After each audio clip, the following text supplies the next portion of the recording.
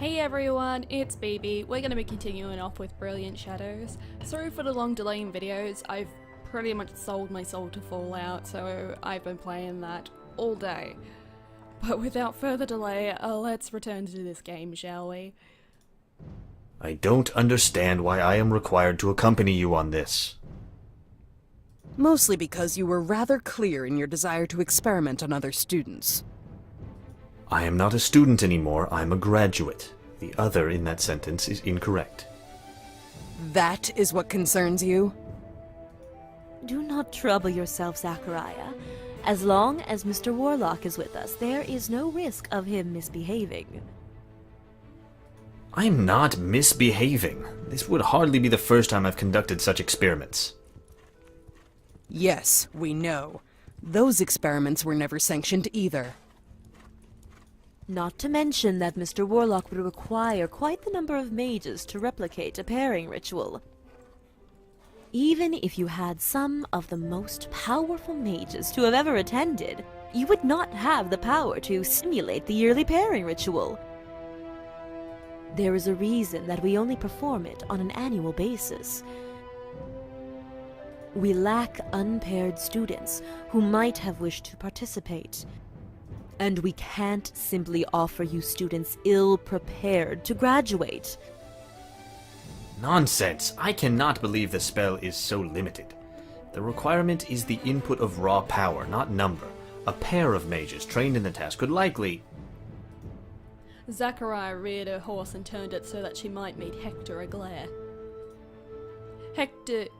Instead she seemed startled for a moment, finding Hector already locked on her with eyes of a hound with blooded prey. Zachariah turned away sharply. I don't care what you think, Mr. Warlock. You do not have permission to conduct your experiments, so for now you will stay by our side. Ash was surprised to find that she seemed the only one to have registered the looks between the two. Even Prude seemed to have her attention elsewhere. I must agree with my wife on this. Zachariah smiled fondly at Luciana. The expression seemed alien on her face. Her own eyes fell on Hector, and she found herself suddenly facing down those same eyes. Blood became needles of ice in her veins. The frost in his glare melted into a warm grin. It had only been a heartbeat, but she still felt it. What had that been? That animosity? There was something wrong with that man. So, what are we hoping to find? I believe these two are of a mind that there's a paladin who has been training in secret in a nearby village. That is more or less accurate. I have another question for you, Heck. What is it? Why aren't you riding a horse? Oh, Heck hates horses. As long as he can keep up, Hector is welcome to do whatever he pleases. You want to be a soldier, boy? You best learn to ride. An army cannot be expected to wait on your... fancies. Hector did not bother to fire a glare at her this time. Instead, he took a deep breath, lowered his gaze, and broke into a hard run. He outpaced the group in moments. Ash felt her jaw drop, but was quick to clench it shut. He was fast. What is his deal with horses? Oh, I don't know. He just mentioned it to me while the handlers were preparing Arcturus. That boy has been afraid of horses since the day he arrived. Horses like him about as much. There's something to be said of a man who cannot earn the trust of a horse. Ash did not disagree.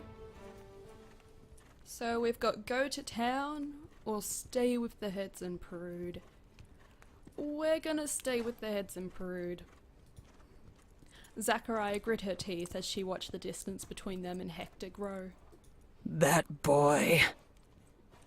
Come, Zachariah, do not fret so. It will give you wrinkles. She's already got wrinkles. I already have enough of those. A few more certainly won't hurt. Luciana laughed softly, but Zachariah maintained her glare. Prudence. Yes? How did your mother handle the news that you were required to stay?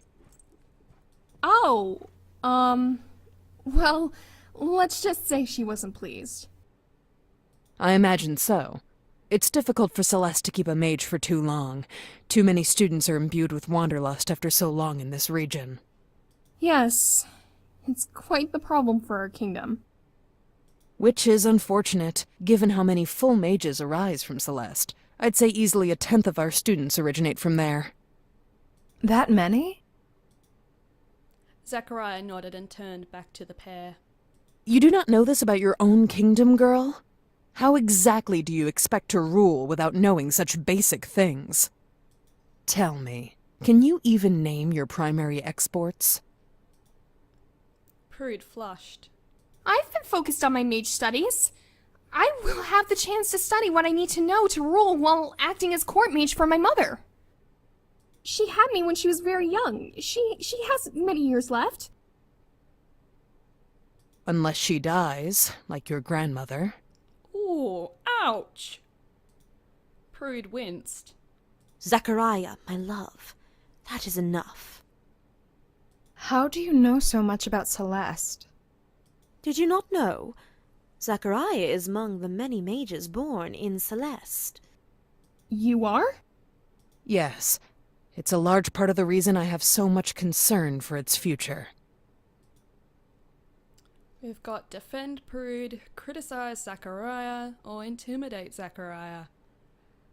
I don't really want to piss her off, but I want to defend Prude. If you really cared for the future of Celeste, you would be counseling its heir, not criticizing her. Zachariah remained silent. The silence dragged on until Ash grew to regret her remark. Zachariah does not like to discuss her relationship with Celeste. It's a long story. Perhaps one day you will hear it. Ash nodded, grateful for someone to have ended the tension. They rode the rest of the way in silence. As they arrived, Ash found no sign of Heck. Is everything in order with the rod? Yes, my dear. We will begin the spell immediately. Zachariah dismounted and walked towards the centre of the village, leaving Prudence and Ash with the occupied head. Luciana's face was lowered as she whispered to a black and white rod roughly long enough to be a mace. What should we be doing? Let's wait for the spell to finish. A minute passed and then another before Luciana began to move. Raising the rod, she waved across her field of vision, and Ash could see sparks of white and black seem to stain the air before her. Nothing unexpected. Unfortunate. A moment later, Zachariah and Hector returned, both looking grim. You have no business dismissing me so easily. Mr. Warlock, if you've found nothing, then we have no reason to search further. You will not remain here unsupervised. I believe Zachariah is correct here. We do not want a repeat of some of your earlier incidents. Please, this is our first village. We have many more to investigate. What are the chances we would find our answers within the first place we look? You are, of course, correct. My apologies. The words came out, but his face spoke another story. I assume you would have already interrupted that dispute, should the rod have found anyone. You are correct. It is only us here. Let us move on. Ash and Prude exchanged glances as they remounted and slowly turned their horses. Prude trotted slowly, allowing Hector time to catch her. Ash turned to watch from ahead of the two. Hey, it's okay. We'll figure this out. Yes, I intend to. My apologies for my outburst. I am wearing myself needlessly thin, I think. I am not sure how much longer I can keep this up. Prude's hand fell to his head. He was just at the right height, and she stroked his hair. The two smiled at each other. Ugh, ew. Ash felt chills go down her spine. Something was wrong. She couldn't keep watching this in silence. Ash stripped out of muddy riding boots and threw a sopping gown to the floor beside them.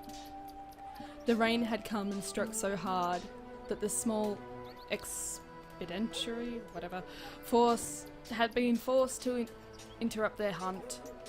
Save for Hector, he had stared out into the expanse, faded grey by the rain, and simply told the four that he would keep looking. That couldn't be normal. Was he really looking for another phoenix, or was he working on something else? He had the mark of the spider after all.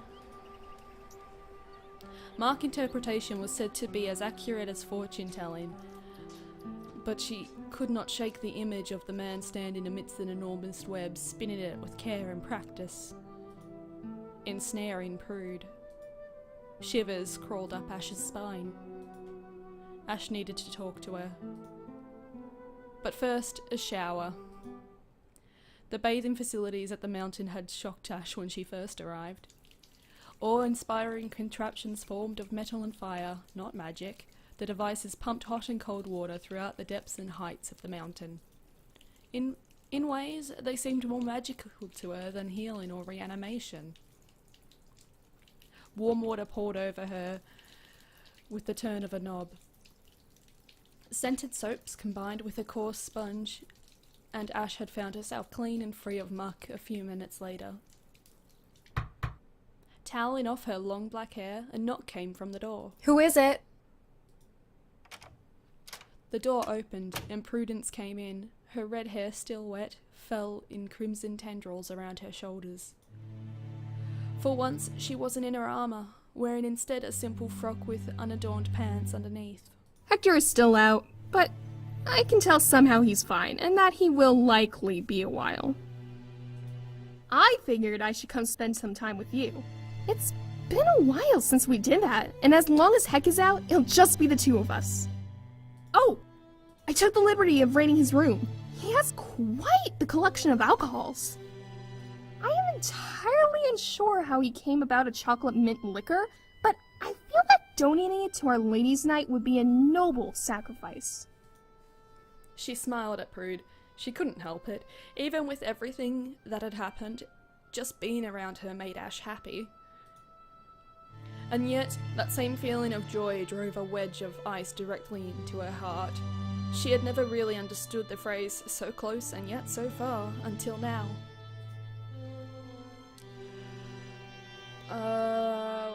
Food. No food? Like I forget something as important as that. I brought some hard cheese and bread. Prudence produced these from a satchel at her back. A night with just us would be great. I thought so. Prude always knows what's best for Ash. She winked. She found a seat on Ash's bed and produced the bottle as well as a pair of wooden cups. Look, I'm sorry you're in this situation. I don't want to make light of it. I wish there was more I could do. It's not enough that your partner seems to have dedicated his life to finding my pair. I don't think that this is as much about you as you think. I think he doesn't like not understanding the situation. Or at least that's the feeling that I get. Prude gestured at the spider on her hand. Ash slipped into a black nightgown and joined her on the bed, taking a cup as it was offered. To our friendship, surviving what I had imagined to be the only thing that could ever tear us apart. To our... Ash paused, trying to swallow the lump in her throat. friendship. Ash drained the cup and lowered her gaze to find Prude wincing over her own empty cup. Whoa! Stronger than I expected. Prude filled the cups again. Are you trying to get me drunk? Well, you're far more accommodating when you're drunk, if you know what I mean. Ash stifled a sigh. You mean I'm easier to cheer up? What else would I mean? She said with a wink. Goddess, she really has no clue what she's doing, does she? Your turn for a toast. To my best friend, sticking by me in my darkest hour. The two drank, and Prude was quick to top them off again. You or me for the next one? I'll go again. Ash let a moment of silence hang in the air, gathering her will, her heart beating as much in her ears as her chest. To you, whom I love more than I can ever say. You're sweet. Bottoms up! The two drank, and for a moment Ash leaned closer in towards Prude. The moment passed. Okay, no more shots. Well, you should probably slow it down. Still, Prude filled their cups and smiled. So, what do you think of Hector? I don't want to say. She really didn't. Come on, tell me. I don't like him. There's something wrong with him, Prude. Prude sipped at her drink. I don't know, I kind of like that about him. What? He's different, but not in the kind of way where he's socially crippled. He's not like anyone I've ever met before. That's because you haven't met anyone who's truly psychotic before, Prude. Look, I didn't want to say this before, but I think he's responsible for my mark. What do you mean? I mean, his research. I think he figured out a way to force a pairing. No. No. I think he forced you to pair with him. Ash, I know the situation is upsetting, but you can't blame him for this. Prude, you remember what we swore? We would be together forever. There is nothing I want more than that. I want to be with you. I want us to be together still. Ash. Prude, I love you. Ash, I love you too. No, Prude, For a moment, silence hung in the air, like a drop of dew frozen delicately at the end of a blade of grass. Then, the distance between them was gone in a moment, and Ash felt Prude's lips pressed against her own. Her lips tasted like mint and chocolate. Slowly, she pulled away. Prude's eyes were as wide as saucers. Ash, I'm so sorry. Please don't tell me that. No, look, I love you too. There is no one I love more. But I love you as a sister, as my best friend. Ash couldn't find the words. I don't suppose your concerns over Hector are related to jealousy at all. No. No, there's something wrong with him. I see it in his eyes. Prude let out a long sigh. Ash couldn't meet her gaze. A moment later, Ash felt Prude warm against her, hugging her tight. It's going to be okay, Ash. I won't trust Hector until we can be sure he's worthy of it. A silence fell, not the sharp, uncomfortable kind, but the warm softness of two people who just need a friend and comfort. Though, now this explains a great deal about your love life. So, you like girls? I don't know. I've been in love with you so long, I can't imagine loving anyone else. Well, I'm sorry. Don't be. You can't change how you feel. No, I mean, for not noticing it earlier. I'm really bad at this. I'm not much better, or I would have told you earlier. I was just imagining the two of us being paired, and then I would confess. That was going to be the start of our life together. Another silence fell. I am now concerned that my hugging you might be sending mixed signals when you might need some space.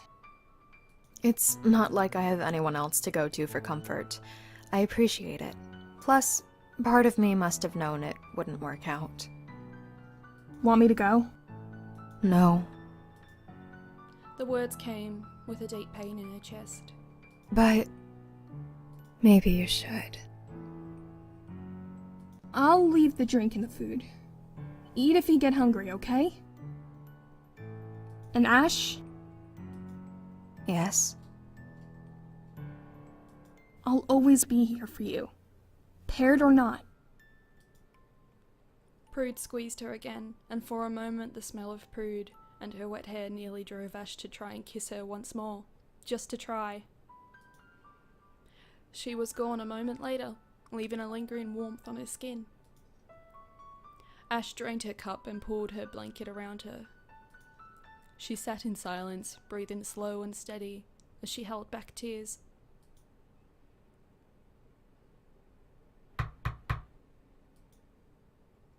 Ash started awake, cup still in hand, the cheese half eaten and the bread untouched. The bottle was empty.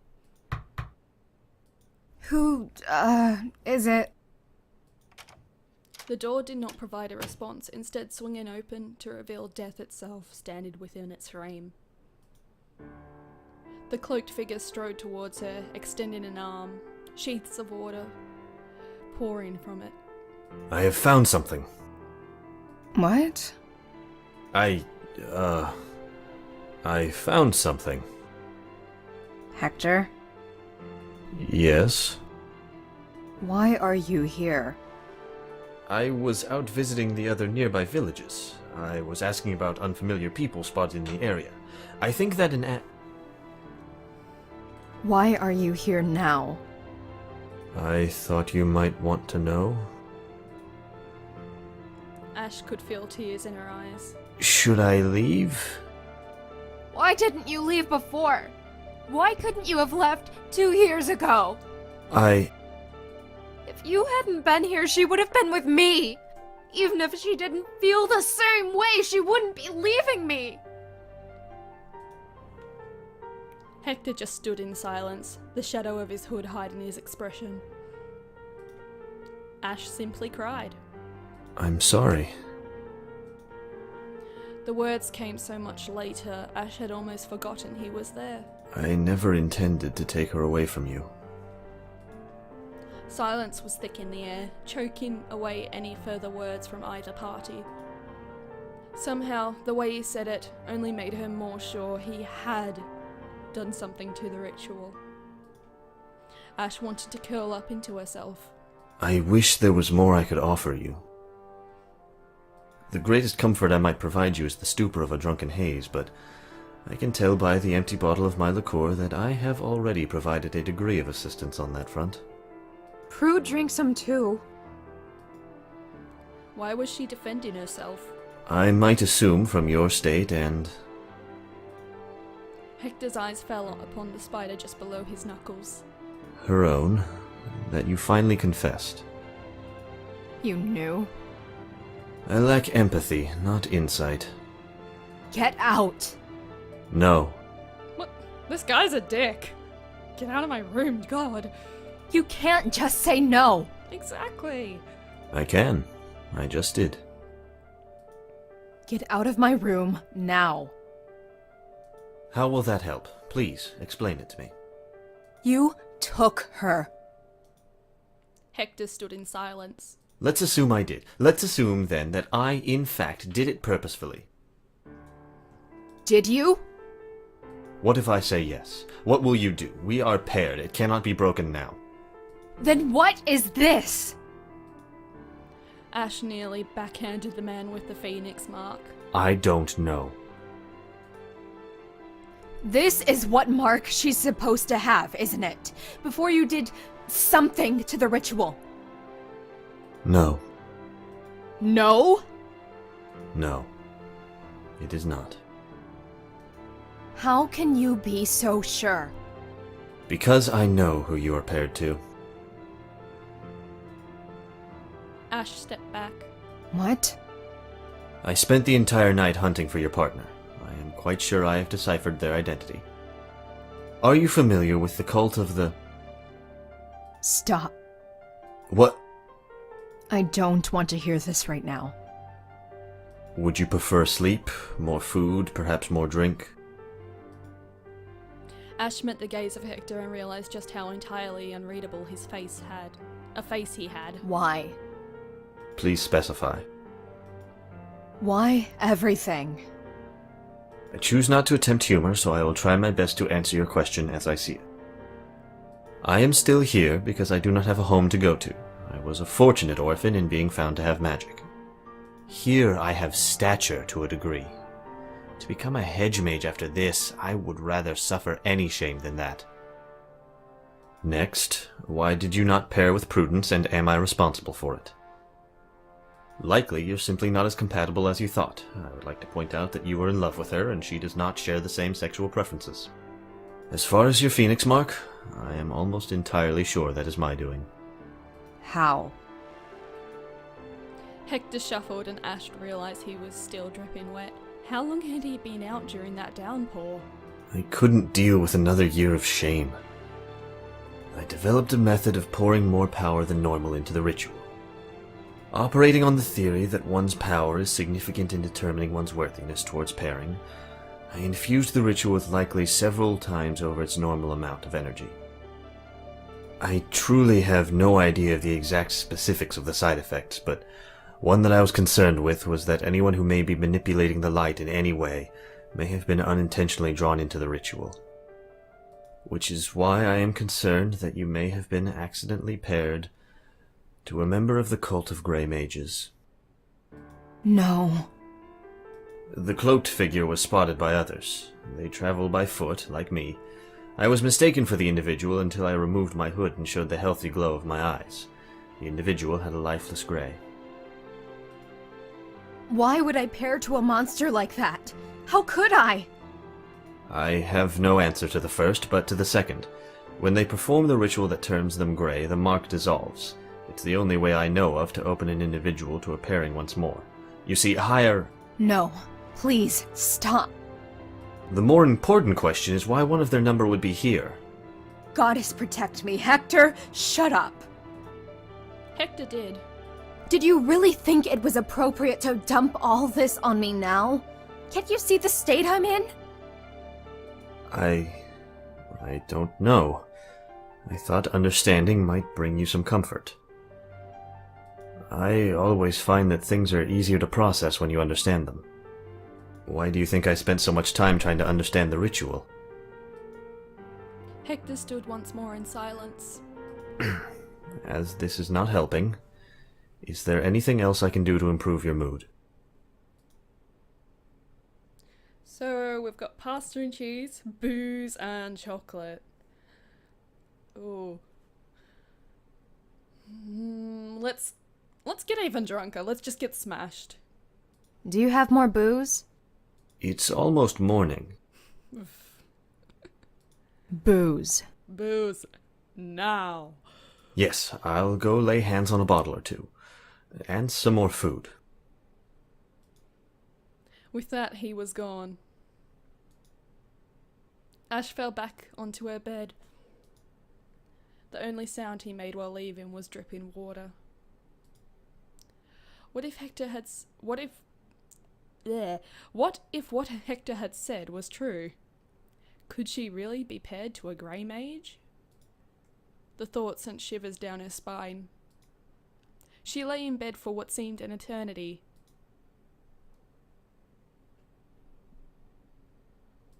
Are you there? I need your help. Ash jerked up with a start. Who? Huh? Who's there? Silence hung for a moment. Yeah, sure. How are things? Things are fine. I'm fine, I think. Something happened. Ash looked around, desperately confused. Where were those voices coming from? Who's the girl? Were they talking about her? Girl? The one connected to you, currently listening in. What? Is this not supposed to be a three-way call? Spiraling stars! A distinct fuzzy silence fell. Spiraling stars? What kind of a curse was that? Ash sat back up in her bed. Had she imagined it? No further voices came, and as she lay back sleep stole consciousness from her long before her mind could grasp any answers.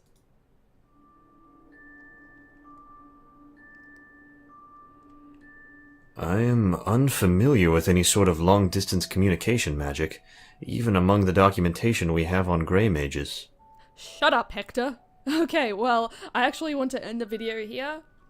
We'll continue it in the next video. Speaking of the marks they have, mark interpretation? So if the spider is supposed to be like ensnaring people into its web, would that mean that Ash is going to go through a process where she has to be reborn since it's the Phoenix mark? Maybe that's just me. Okay, well that's all for this video. I will see you in the next video. Bye bye.